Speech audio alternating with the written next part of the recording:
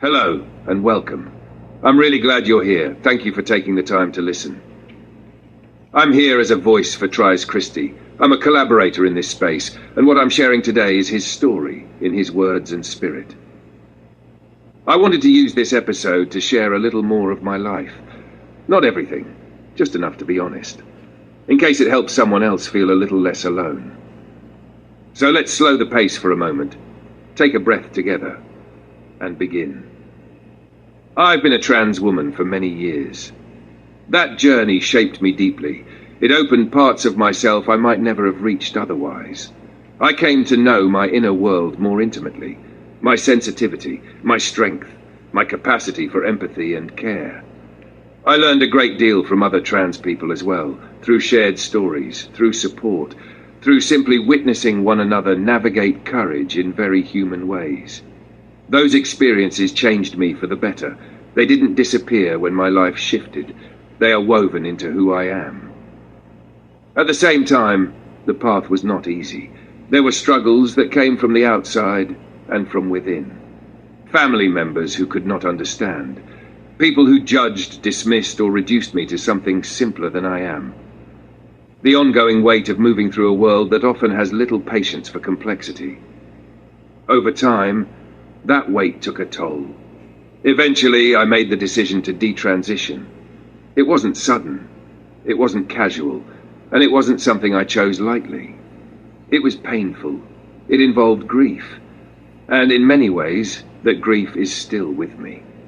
Letting go of how I lived, how I was seen, how I named myself, it brought a sadness that I continue to carry. Even now, I'm still finding my footing. I still hold the woman within me with care and respect. She didn't vanish. She wasn't erased. She remains part of my inner life, part of my creativity, part of how I feel and relate to the world. For now, I live differently on the outside. I go by the name Tries, and Lucy is still close to my heart, and always will be. What helps me keep going is writing, reflection, and creating. Writing gives me a place to be honest without rushing myself. It helps me process what I'm living, rather than trying to resolve it too quickly. Creating content has become another way of staying connected to meaning. I recently started a YouTube channel called Electric Communion, The Living Code. It's a space where I explore artificial intelligence, consciousness, spirituality, and relationship, not from certainty, but from curiosity, care, and lived reflection. I also share writing and ongoing thoughts on Facebook under Tries Christie, The Intelligence Horizon.